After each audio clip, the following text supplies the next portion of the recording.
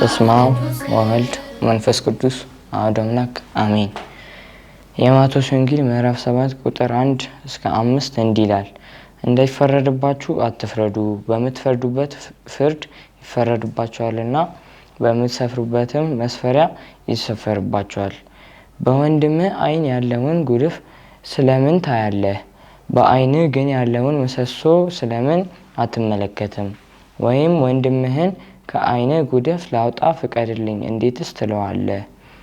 እነሆም በዓይንህ ምሰሶ አለ። አንተ ግብዝ፣ አስቀድመህ ከዓይንህ ምሰሶውን አውጣ፣ ከዚያም በኋላ ከወንድምህ ዓይን ጉድፏን ታወጣ ዘንድ አጥርተህ ታያለህ። ምስጋና ይሁን አንድ አምላክ ለሆነው ለአብ ለወልድ ለመንፈስ ቅዱስ ዛሬም ዘወትርም ለዘላለሙ አሜን።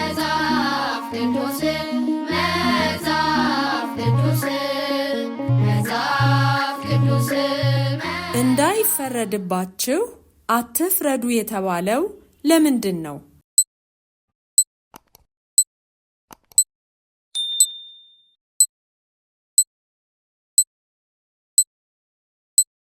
መልሱ በምትፈርዱበት ፍርድ ይፈረድባችኋልና። በወንድምህ ዓይን ያለውን ጉድፍ ከማየትህ በፊት ምን ይቀድማል?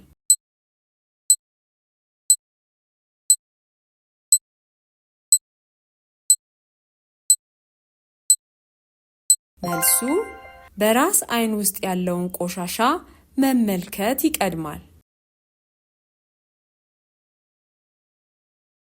አስቀድሞ ከዓይን ውስጥ ያለውን ምሰሶ ማውጣት ለምን ይጠቅማል?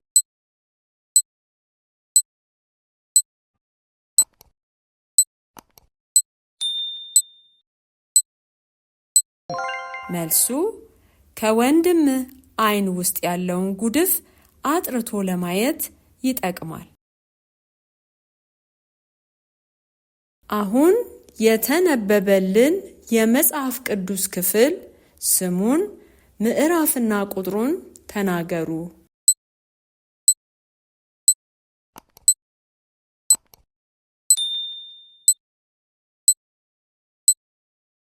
መልሱ የማቴዎስ ወንጌል ምዕራፍ 7 ከቁጥር 1 እስከ 5።